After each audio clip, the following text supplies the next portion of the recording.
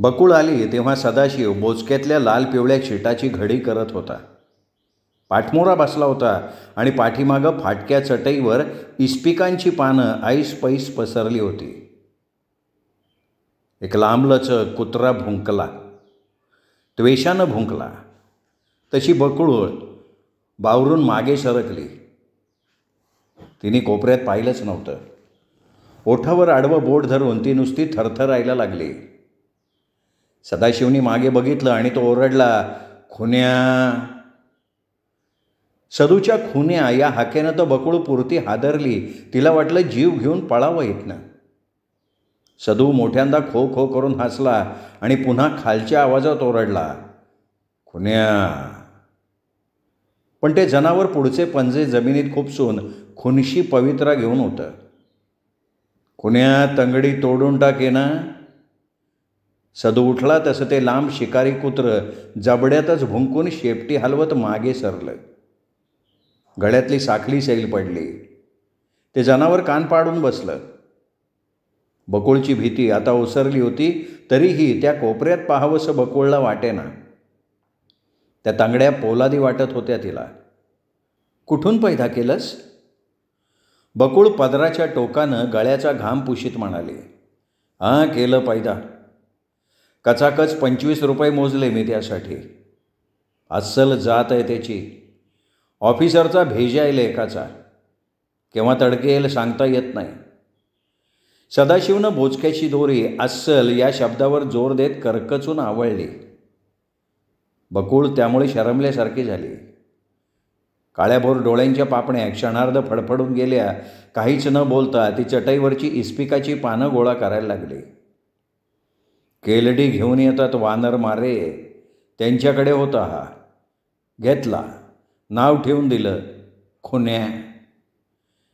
शोभतं, नाव शोभतंय. बघता बघता नरडं फोडील कोणाचंही. बरोबर घेऊन फिरतोस ना. भटकी जात ती, घरात कशी राहील. खाणंही भरपूर लागतं त्याला. मटणाच्या नळ्या आणि हे असले पाव. आज कुठे? असाच कुठेतरी.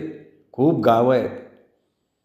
आणि हा पत्त्यांचा अड्डा इथेच बसतो का? हो. हे कुत्रं काही बऱ्याचं लक्षण नव्हे. कुत्रा कोण म्हणेल याला? वैरी वाटतो हा. कशाला पाळतोयस तू? लक्ष्मीचं नरडं फोडायला. सदू, अरे काय बोलतोयस हे? काय आहे? कुणासमोर? कशासाठी? आई ना ती तुझी? आई? हत, अवदासा. सगळा गाव बाटवला तिनं. पोरसुद्धा उरावर गेल ती रांड. सदू ओठ चावून खून चढल्यासारखा बोलत होता. ती साधी भोळी मुद्रा आतून आगीचा उजेड पडल्यासारखी दिसायला लागली. बाप झालाय वेडा. पण तोच बाप असेल हे कोणी सांगावं? हे माझं नव्हे, हे माझं नव्हे असं ऊर बडवून सांगितलं म्हणे त्यांनी गावाला. लोक सांगतात ना. अरे लोक काय वाटेल ते सांगतील. नाही, गाव खोटं का बोलेल? मी जाते कशी? ऐकवत नाही. जा, आलीस कशाला? बोलवलंय कोणी असं म्हणायचा धीर काही सदाशिवला झाला नाही. कोणातल्या खुन्यानं लाल भडक जीभ बाहेर काढली होती. आगीची ज्वाला लवलवते तशी ती हलत होती. खुनी डोळे आळीपाळीनं सदू बकुळवरनं फिरत होते. तू लक्ष्मीला विचारत का नाहीस? काय ते? हे आत्ता बोलतोयस ते? हां. सदू गोंधळला होता. जावं का, विचारावं का? छे, ती खरं कसं सांगेल? ती जादूटोणा करील, मग मला सगळं खरं वाटेल. ती काय बाई आहे? सगळ्या जगाची घाण आहे ती. थू. सदू जोरानं थुंकला आणि खुन्या भॉक्कन भुंकला. सगळी खोली मुळासकट दणाणून गेली. बकुळ मिटल्या पाखरासारखी उभी राहिली. तुझी ती आई नाही म्हणून तुला असं वाटतंय, पण मी रोगासारखा वाढलोय ग तिच्या पोटी. कोणाचा रोग होतो कोणी सांगेल का मला? तो पुरुष येईल, दिसेल तर शिर कापून पायावर ठेवीन त्याच्या.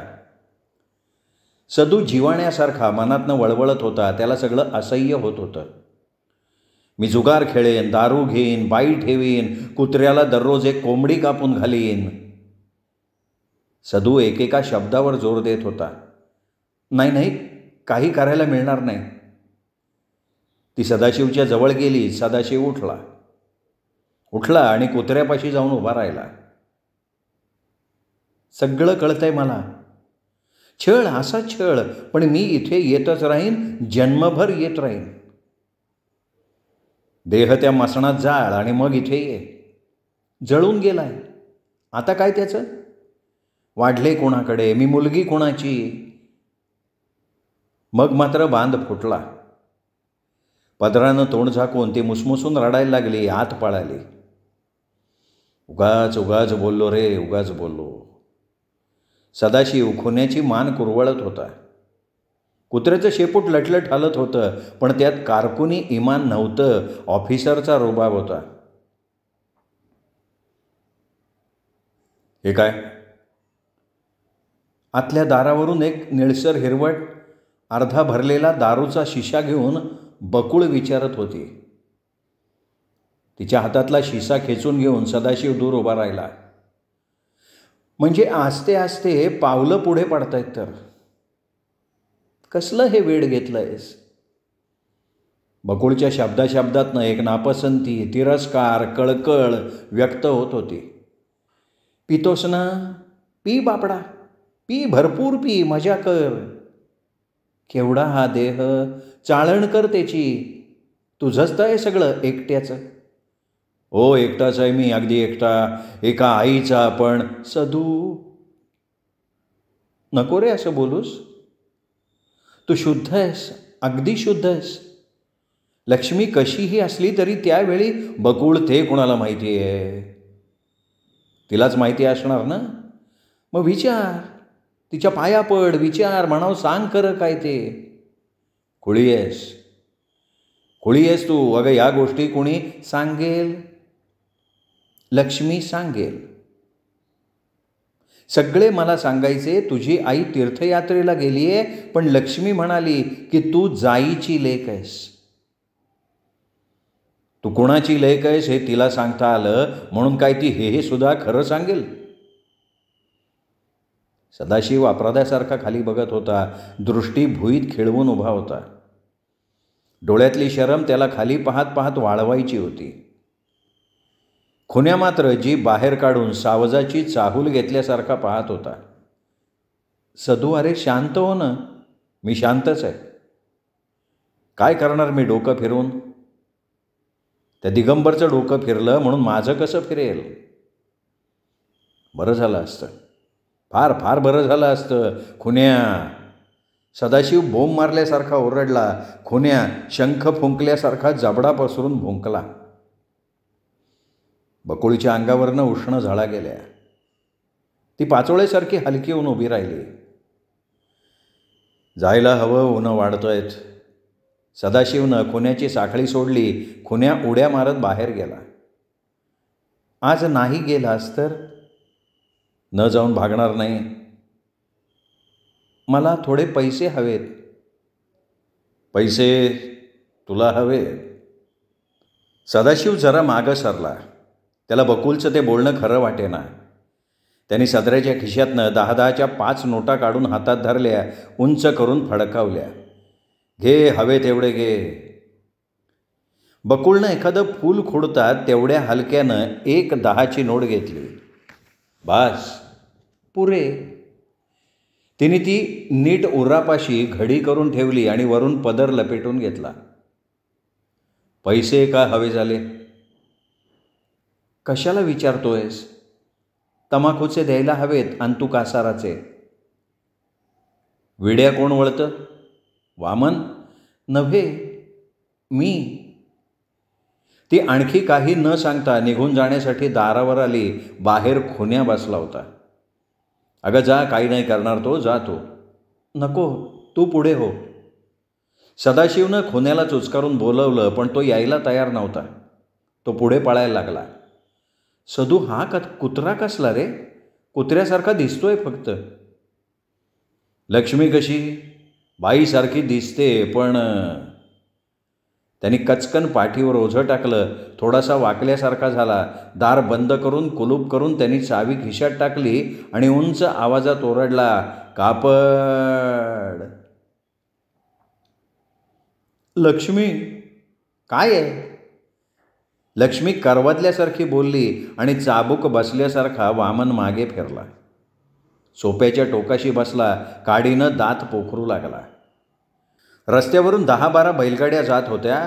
गाड्यांखालचे कंदील हालत होते. बैल पेंगल्यासारखे चालत होते. चाकं कुरू कुरू वाजत होती. ओझी वाहिली जात होती. सर्वात पुढचा गाडीवाला कानशिलावर हात ठेवून उंच आवाजात तुकारामांचा अभंग म्हणत होता, याचसाठी केला होता अट्टाहास, शेवटचा दिस गोड भावा. उंच आवाज स्वच्छ ऐकू येत होता. जाड्या भरड्या आवाजातून व्यक्त होणारी ओढ थेट हृदयाच्या गाभ्यातली होती. हा आवाज तिथूनच येत होता, अगदी आतून. गाड्या पुढं पुढं जात होत्या आणि अभंगाचा आवाज मागं मागं मागं रेंगाळत होता. बत्त्यांचे खांब मंद उजळले होते. काही काचांवर काजळी दाटली होती. घुंगरांचा नाद अजून ऐकू येत होता. गाडीवाला अजूनही तोच अभंग आळवत होता. नरुवेडा कुठेतरी हॉक हॉक करून टाळ्या पिटत होता. वामन्या, पहा रे जरा कुठं हसतंय ते ध्यान. लक्ष्मी काळजात कळ उठल्यासारखी बोलली. वामन ओटीच्या पुढच्या कडेशी उभा राहिला, डोकवायला लागला. हसलेला ऐकू येतोय, पण वामननी परत बसकण मारली. लक्ष्मीनं एक कडत कडत सुस्कारा टाकला. वामन्या, म्हातारा झालास का रे? तर काय, वाहनेनं फोडला पाहिजे. फोड की, बेशरम. लक्ष्मीनं मिसरीची चूळ पटकन थुंकून टाकली. वामन दगडासारखा स्तब्ध होता. लक्ष्मीचं बोलणं ऐकण्यासाठी आतुर झालेले कान शिव्याही प्रसादासारख्या मानून घेत होते. वीणेच्या तारावरचे शब्द, शिव्या असोत किंवा ओव्या. वामन्या, किती दिवस बसणार कोपऱ्यात असा? तू असेपर्यंत, नंतर नाही बसणार. लक्ष्मी खालच्या आवाजात झणाणल्यासारखी हसली. नंतर कुठं जाणार? मसणात. सोपं नसतं ते. मसण म्हणजे काय रे वाटलं तुला? घरामागचं परडं? वामन नेहमीसारखा गप्प. जिभेवर शब्द नव्हतेच. प्रश्नाला उत्तर नव्हतं आणि प्रश्नही नव्हते. सुकल्या लाळेचं तोंड फक्त आव असलेलं होतं. डोळे लक्ष्मीला पीत होते, पण लक्ष्मीभोवतीचा घामट गार काळोखच त्यात पसरत होता. गोगलगाईसारखं मन मोडून बसलेला वामन तरीही पाहतच राहणार होता. त्या काळोखातून त्याचे डोळे एका चित्रावर, पुसटशा चित्रावर रेंगाळत होते. काळोखाच्या तटावर हालत होते ते. याच ओटीवर वामन लहान झाला. वय झरा झरा ओसरलं. खरं म्हटलं तर वामन त्यानंतर वाढलाच नव्हता. उगच पुढं फरफटला गेला. 15वरच वय थांबलं. अशीच एक रात्र, अशीच घामट गार. जत्रेला गेलेल्या दास्याची वाट बघत वामन रस्त्यावर उभा होता. सदू ओटीवर गाढ झोपला होता. वामन वाटेकडे डोळे लावून होता. साखरेची गाठली ती असोत, पण रबरी चेंडू आणि एक बाजा आणणार होता तो. वामन मनात म्हणत होता, 1 आणणार नाही, 2 आणेल, 2. सदूला नको का? त्याला विसरेल कसा काका? नाही तर मी देईन सदूला, एकदा वाजवून देईन. पण सदूला निराळा आणेलच तो. वामन आपला उभा होता कितीतरी वेळ. भोवतीची घरं घोरत होती. वामन चड्डीत हात घालून पायानं दगड उडवत होता. वामन, वीणेची तार काळोखात झणाणली. ओल्या चित्राचा रंग ताकाकतो तशी हवा ताकाकली. वामन. लक्ष्मी किती छान आवाजात हाका देत होती. वामन ओढल्यासारखा पायऱ्या चढून लक्ष्मीच्या ओटीवर आला. लक्ष्मी पेडणेकराच्या मातीच्या बाईसारखी सडपातळ काती होती. पेडणेकराचं ते मातीचं चित्र बोललं असतं तर अशीच वीणेची तार झंकारली असती. वामन, वाट कोणाची बघतोयस? लक्ष्मी त्याला जवळ ओढून म्हणाली. काकाची. पण वामनचा शब्द थरथरत होता. लक्ष्मीच्या स्पर्शानं त्याची कोवळी कातडी भाजल्यासारखी झाली होती. झोप नाही येत? लक्ष्मीनं उगीचच विचारलं. वामनला तिने आपल्या खूप जवळ ओढलं होतं. उघड्या स्तनावर त्याचे दुधाचे ओठ दाबले गेले. वामन भांबावला, घुसमटल्यासारखा झाला. सगळ्या अंगभर घाम दरदरला होता. लक्ष्मी वामनला सारखी दाबत होती. वामन सुटण्यासाठी धडपडत होता. त्याला तो मऊ उनगार स्पर्श हवा हवासा वाटत होता आणि असह्यसुद्धा होत होता. रस्त्यावर कोणी नुकतं तेल दिलेलं जुतं कार कार कार वाजवत निघून गेला. लक्ष्मी पिसाळल्यासारखी डोळे मिटून वामनला खोल खोल उरात कवळत होती. त्याच्या डोकीवर पदर धरत होती. वामनची धडधड वाढायला लागली. आधणाचं पाणी पडलेल्या कोंबड्यासारखा तो तडफडायला लागला आणि मग तिच्या मांडीवरच आडवा झाला. निर्लज्जा. लक्ष्मीनी वामनला ढकलून दिलं. वामन धाडदिशी झोपाळ्यावरनं पडला. लक्ष्मी खालच्या आवाजात हसत हसत उठली. काळं लुगडं, काळं लुगडं. लक्ष्मी दार लोटून आत गेली. दार बंद झालं. वामन घाम पुशीत उठला आणि दाराकडे गेला. ते शिशवी काळं पॉलिश केल्यासारखं उंच दार बंद झालं होतं. लोखंडाहून गार झालं होतं. वामनला काहीतरी कसं तरी वाटत होतं. जे काही घडलं त्यात तो अजूनही गटांगळ्या खात होता. बर्फात आग पेटली होती. रक्ताची कोवळी पालवी फुटता फुटता घुसमटली होती. वामन दरवाजावर डोळे फिरवत उभा होता. लक्ष्मीचा स्पर्श त्याला आवडला होता आणि भीतीही वाटली होती. 15वर वामन थांबला. आपलं बाल्य शहाळातल्या पाण्यासारखं उतून गेलं याचीही त्याला दाद नव्हती. मग पुढं नुसता मातीत थापल्यासारखा वाढला.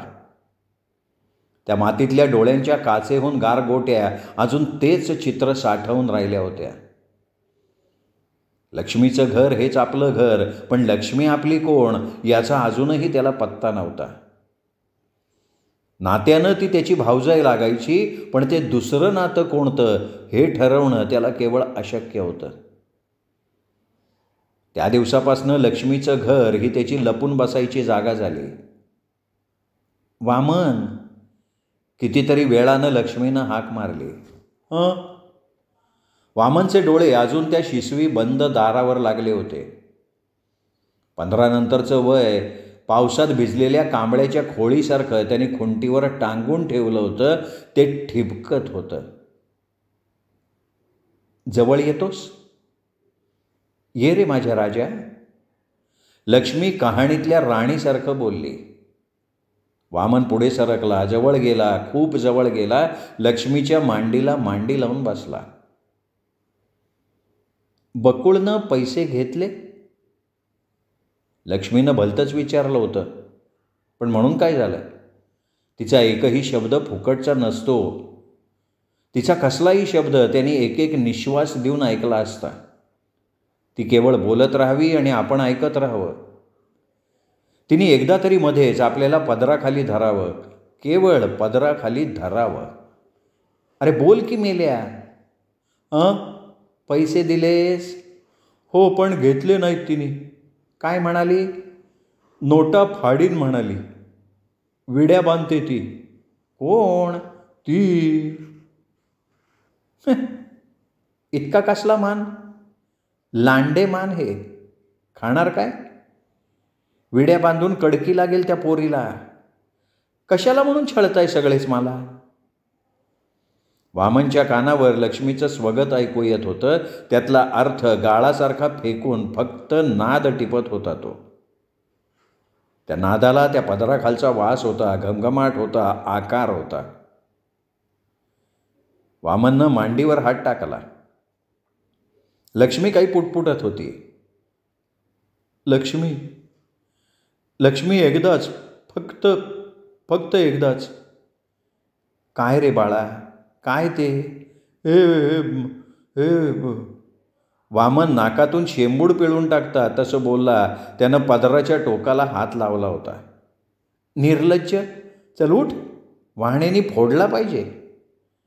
लक्ष्मी उठली आणि मिसरीची चूळ फेकून घरात गेली. दार बंद झालं.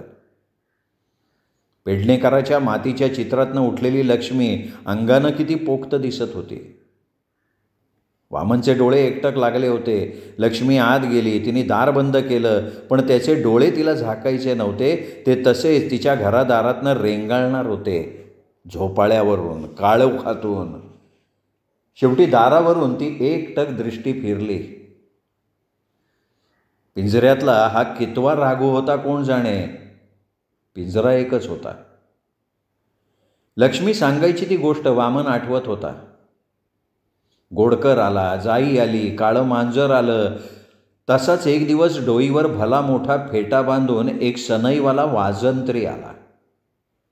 फेटा रेशमी होता, पण फार जुना, तेलकट्ट, आणि त्याचं टोक पाठीवरनं सुटलेलं. सनई वाजवली. गाल फुगवून फुगवून त्यांनी सनई वाजवली. सगळा सुजला होता. सुजला होता, पण सनईतनं शंकरा रागाचे सूर काढत होता. लक्ष्मी सांगते, आपल्याला त्या सुरांबरोबर नाचावंसं वाटत होतं, पण लोक हसले असते. त्या घरानं त्याला आपोआप बोलवलं. त्यानंही आपल्या घरी वाजवतात तशी सनई वाजवली. त्याला काही द्यावं असं वाटलंच नाही म्हणे लक्ष्मीला. सनई वाजवून झाल्यावर तो म्हणाला, मला भाऊ वाजंत्री म्हणतात. पाहिलात, हा एक डोळा फुटलाय माझा. हा पिंजरा आहे तो ठेव हो लक्ष्मी. यातला हा पोपट, हा 25वा. हा कंठ फुटताना मेला तर समज मीही मेलो असीन कुठेतरी. हां, असंच वाटतं हो. फार दिवस जगणार नाही मी यापुढं. या घरी हा पिंजरा ठेवावा असा वाटला. या राघूचं आता माझ्या हातून काही होणार नाही. सगळेच कंठ फुटताना मेले. आणि भाऊ निघून गेला. मग एक दिवस कंठ फुटताना राघू खरंच मेला. लक्ष्मी म्हणाली, भाऊसुद्धा मेलाय का काय? ती डोळे भरून आत गेली. आपण बकुळा आणि सदूनं तो पोपट विहिरीकडच्या केळीखाली पुरून टाकला. भाऊ मेला का काय ते कळलं नाही, पण आपण आणि लक्ष्मीही धरून चाललो होतो भाऊ मेला असावा. त्यानंतरचा हा कितवा राघू? वामननं मोजण्याचा प्रयत्नच केला नाही. प्रत्येक राघू तसाच गपगार पिसात पाय ओढून बसत होता. प्रत्येकाला भाऊ दिसायचा का? प्रत्येक पोपट शब्द पाठ करता करता एक दिवस कंठ फुटता फुटता रामराम म्हणून देह पिसातच ठेवून थंडगार होत होता. वामन मग काळोख मोजल्यासारखी पावलं टाकत रेंगाळला आणि एक एक पायरी उतरून निघून गेला. वामन कोण्यात बसला तेव्हा नरूवेडा रस्त्यावरनं पळत सुटला होता. हॉक हॉक आवाज काढत होता. वामननं खोंगी घातली, कांबळ्याचा लटा पांघरला. म्हातारा दास्याचा हा कोण काळोखात गोठल्यासारखा छपराखाली ओटीवर उभा होता. वामनची दृष्टी जमिनीवर लागली होती. झोप येईपर्यंत तो असाच बसणार होता. झोपेनं तोल गेलेलं शरीर कधीतरी कोण्यातल्या बरग्याशी टेकणार होतं, पण त्याच्याशी वामनचा काय संबंध होता? कुत्र्यानं एक उंच हेल काढला आणि गटारापासचं गाढव दचकून पुढे सरकलं. अच्युत काका. काय? हे मी कसं विचारू तिला? विचारा, तुम्हीच विचारायला हवंय. मी ही एकच गोष्ट कित्येक वर्ष विचारायची टाळीत आलोय.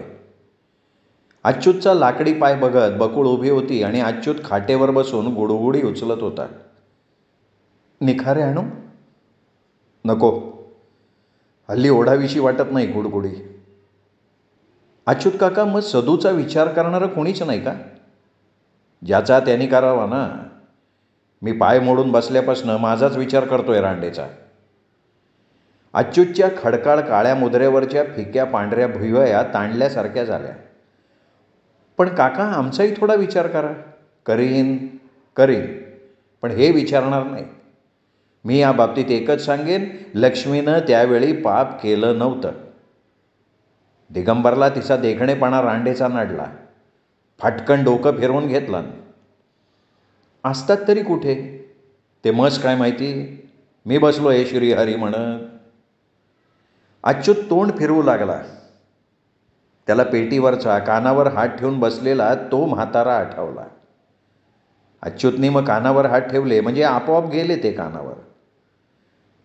काका कानावर हात ठेवून कसं भागेल? तू तरी काय दिवे लावलेस रांडेचे?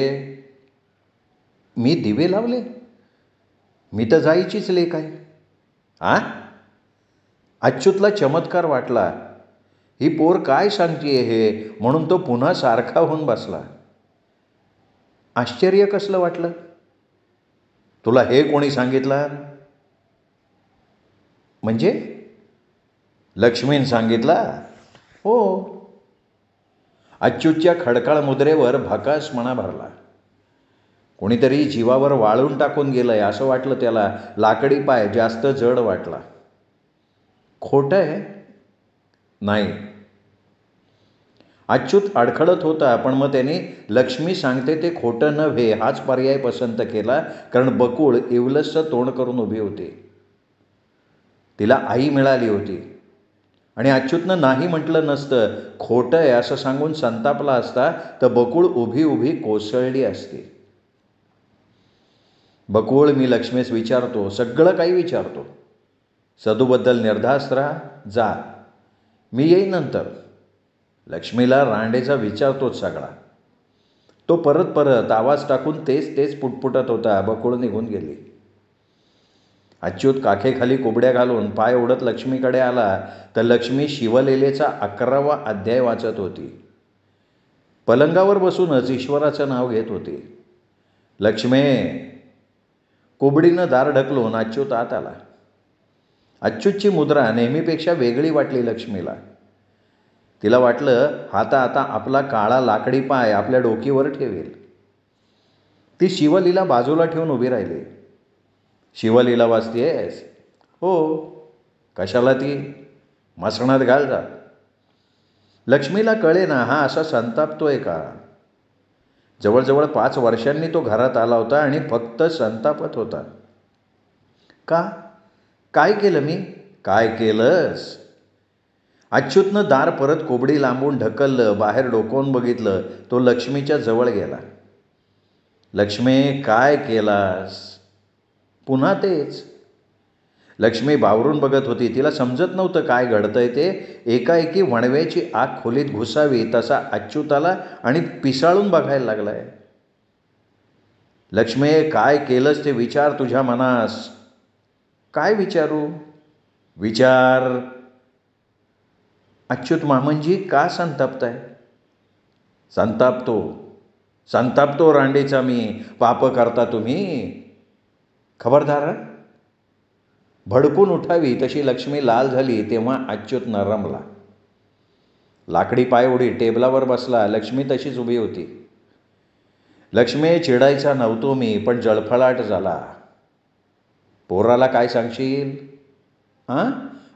पोराला काय सांगशील? लक्ष्मीला ही भाषाच कळेना. ती फक्त ऐकत होती. कुणाच्या? तुझ्या. म्हणजे? लक्ष्मीला काय आणि कसं सांगावं याच विचारात अच्युत चाच पडला. त्याला सारखं वाटत होतं विचारू नये, पण न विचारूनही चालण्यासारखं नव्हतं.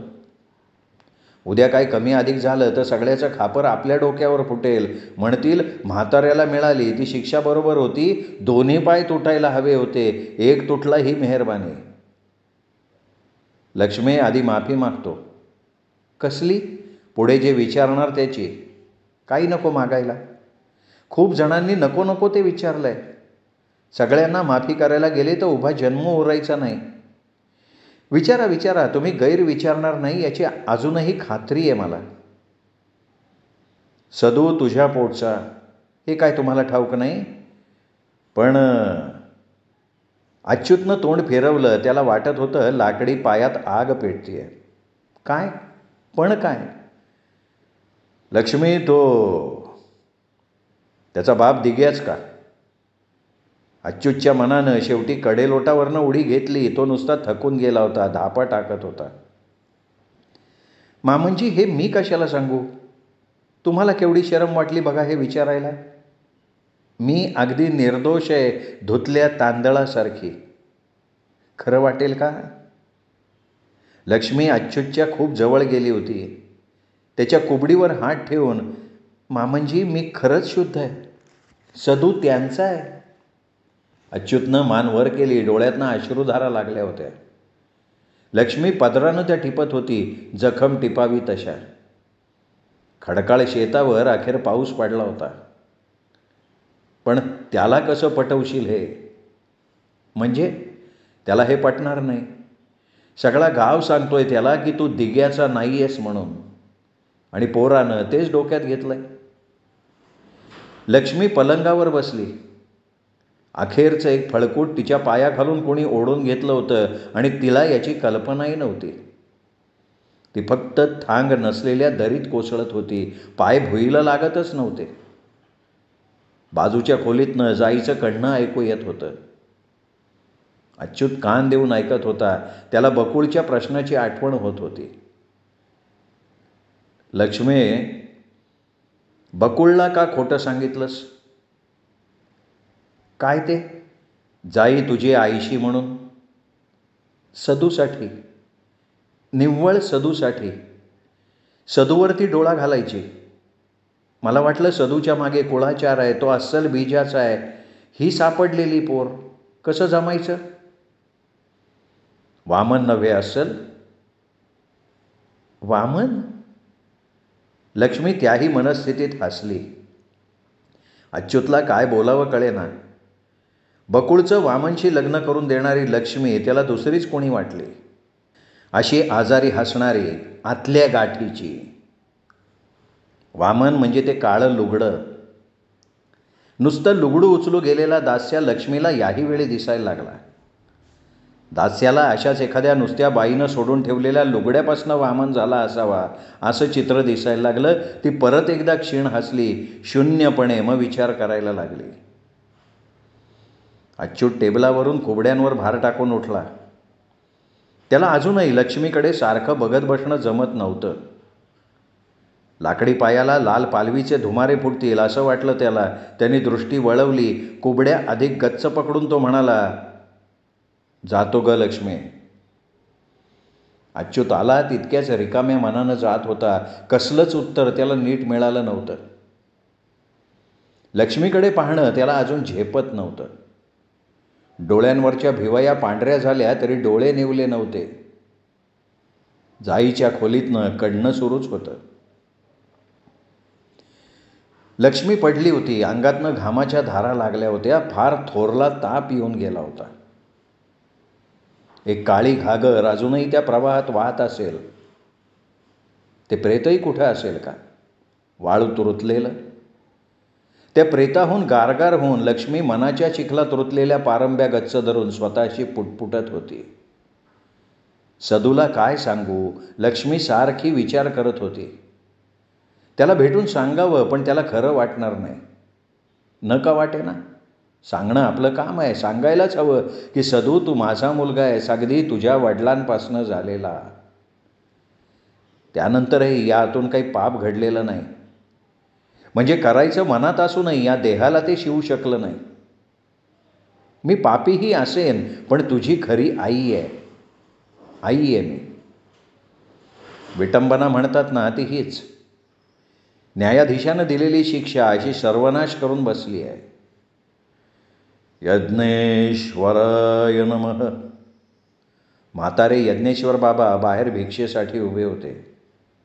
लक्ष्मी लगबग उठली. तिने शिधा काढला, बाहेर आली. दारात यज्ञेश्वर बाबा उभे होते. दुपारच्या उन्हाहून पांढरे झाले होते.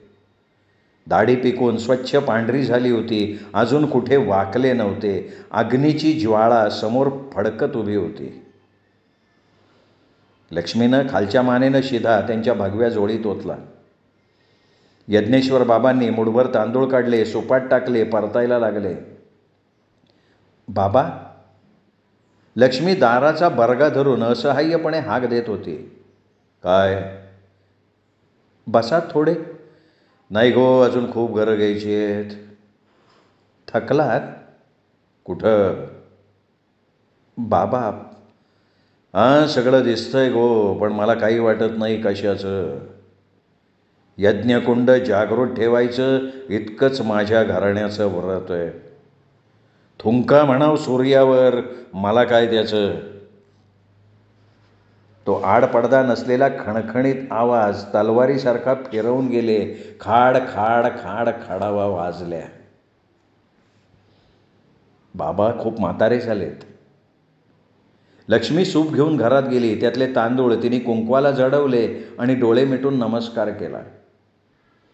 पुढच्या घरी यज्ञेश्वराय नमः हा उंच घोष ऐकून तिने पुन्हा नमस्कार केला. सगळा गाव आश्चर्य करत होता. एका तागडीवाल्यानं विचारलं, बाबा आलात या गावात? का? सूर्य उगवतो ना रोज. हो. फटकन तो माणूस काडी चावत बसला. बाबा थांबले नव्हते. ते फक्त घोष करून भिक्षेसाठी झोळी पुढं करत होते. नरुवेडा त्यांच्या भोवती नाचत होता. कोण? मी. खुन्या शंखनादासारखा भुंकला. खोली दणाणत होती. कोण? मी.